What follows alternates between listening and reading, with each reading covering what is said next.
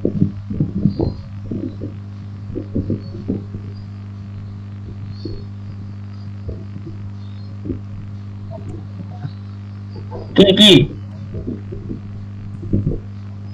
Apa? nanti aku ulang Ki. Boleh? Apa? Videonya nggak ada suara kan Ki? Udah. Kau enggak marketing kan? Guys, Dul? guys. Tadi Udah. Ada. Lanjut dong, lanjut. Oke.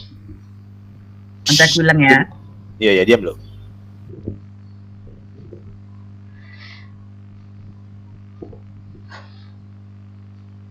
Assalamualaikum warahmatullahi wabarakatuh. Saya Tri Alviningrum dari kelas 1F akan menjelaskan mengenai peta Carnot 3 variabel.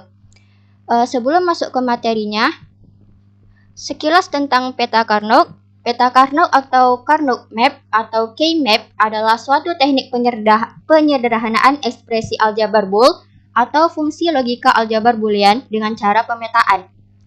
Peta Carnot ditemukan oleh seorang ahli fisika dan matematika bernama Maurice Carnot pada tahun 1953. K-map ini sering juga dikenal dengan Carnot-Fitch map karena metode ini disempurnakan oleh seorang ahli komputer bernama Edward Fitch.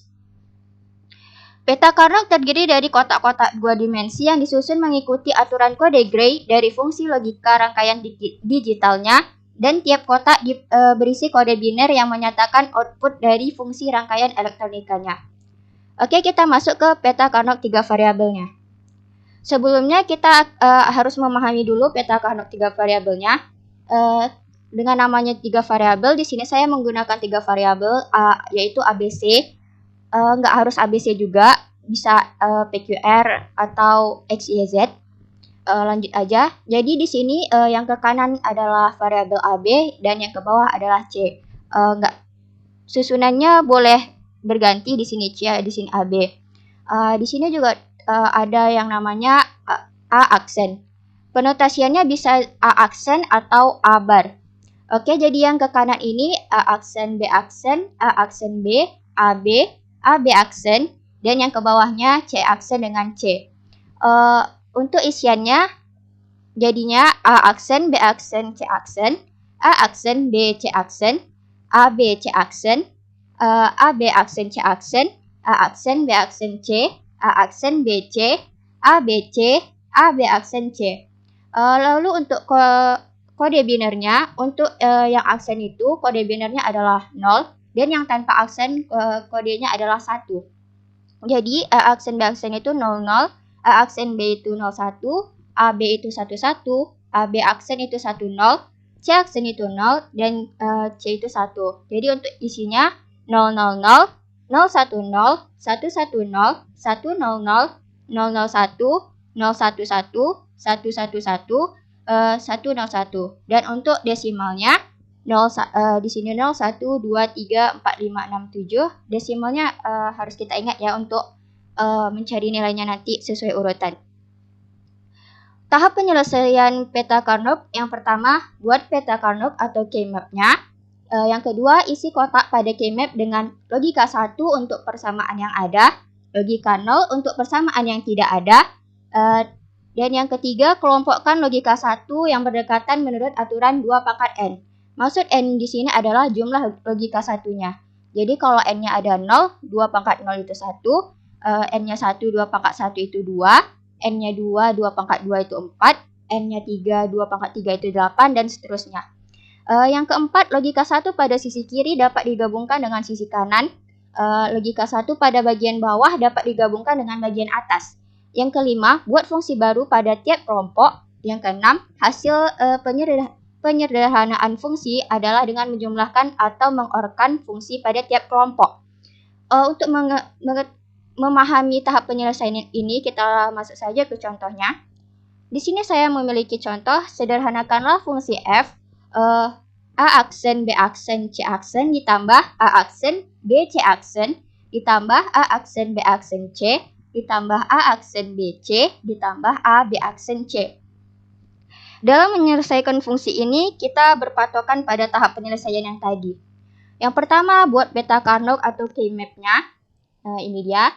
Yang kedua, isi kotak dengan logika 1 dan 0. Jadi di sini, karena tadi untuk yang fungsi yang ada dia diberi kode 1 dan yang tidak ada 0. Fungsinya tadi A aksen, B aksen, C aksen. Di sini dia A aksen, B aksen, C aksen. Jadi di sini kita buat 1. Lalu A aksen, B, C aksen. Di sini juga 1. A aksen, B aksen, C. Di sini 1. A aksen, B, C. Di sini 1. Lalu A, B aksen, C. Di sini 1. Nah, untuk fungsi yang nggak ada tadi kita beri kode biner 0. Di sini 0 juga. Di sini juga 0. Sebenarnya nggak harus 0, bisa juga dikosongkan. Oke, lanjut.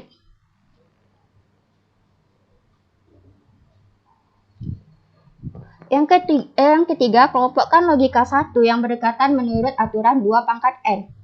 Jadi, di sini yang berdekatan angka satunya yang ini, yang ini, yang ini, dan yang ini. Menurut aturan 2 pangkat N-nya, kita lihat dari hasil akhirnya ya. Terus yang berdekatan itu dalam jumlah maksimumnya. Di sini yang berdekatan ada 4, dan menurut aturan 2 pangkat N-nya 4 ada. Jadi kita langsung menggabungkan dia menjadi satu fungsi yang keempat ini. Di sini ada fungsi 1 yang lain. Karena 1 di dalam aturan 2 pangkat N ada 1 juga, maka dia juga menjadi satu fungsi. Yang keempat, gabungkan logika 1 pada sisi kiri dengan kanan. Maksudnya di sini, kita anggap peta Carnot ini sebagai sebuah kertas. Jadi kertas kalau kita lipat kan, sisi ini bahkan bertemu dengan sisi ini. Jadinya, yang kedua ini kita gabungkan. Kenapa nggak langsung, kan dia tadi saya bilang yang nilai maksimum. Kenapa nggak ke sini? Karena 3 tidak masuk ke dalam aturan 2 pangkat N. Jadi kita kurangi jadi 2 dan membentuk fungsi yang baru. Jadi fungsinya yang pertama, yang 4 ini, dan yang ini. Yang kelima, buat fungsi baru pada tiap kelompok. Tadi kita sudah mendapatkan fungsinya yang ini. Untuk mendapatkan fungsi barunya, itu rumusnya ada kolom baris 1 ditambah kolom baris 2 ditambah kolom baris 3 ditambah kolom baris 4. Jadi untuk desimal yang tadi kita urutkan dari sini ke sini ke sini. Jadinya kita jumlahkan A aksen, B aksen, C aksen ditambah A aksen, B aksen, C ditambah A aksen, B, C aksen ditambah A aksen, B, C. Mulai dari sini kita menggunakan aljabar boolean. Di sini kita pisahkan untuk yang sama, kita keluarkan. Yang sama di sini adalah A aksen dengan B aksen. Lalu kita kurung C aksen ditambah C-nya. Untuk yang di sini yang sama A aksen dengan B, maka C aksen dengan C-nya kita kurungkan. Lalu C aksen ditambah C di dalam aljabar boolean nilainya adalah 1. Maka A aksen B aksen dikali 1 ditambah A aksen B dikali 1. Lalu hasilnya ini yang sama dari kedua ini kita keluarkan lagi, lalu B aksen dan B-nya kita kurungkan lagi. Nah, B aksen ditambah B-nya itu hasilnya adalah 1, makanya A aksen dikali 1 hasilnya adalah A aksen. Untuk fungsi baru yang pertama, dia adalah A aksen. Fungsi baru yang kedua, sama seperti tadi, kolom baris 1 ditambah kolom baris 2, jadinya A aksen B aksen C ditambah A B aksen C. Menggunakan aljabar boolean lagi, kita keluarkan yang sama, di sini yang sama adalah B aksen C, lalu kita kurung A aksen ditambah A-nya. Karena A aksen ditambah A adalah 1, maka B aksen C dikali 1, dan hasil fungsi baru yang kedua adalah B aksen dengan C. Jadi fungsi barunya yang pertama tadi ada A aksen, yang kedua adalah B aksen dengan C. Yang terakhir menjumlahkan atau mengorkan fungsi baru yang didapat. Fungsi barunya tadi ada A aksen dengan B aksen C. Kita jumlahkan keduanya, fungsi 1 dengan fungsi 2-nya, menjadi A aksen ditambah B aksen C.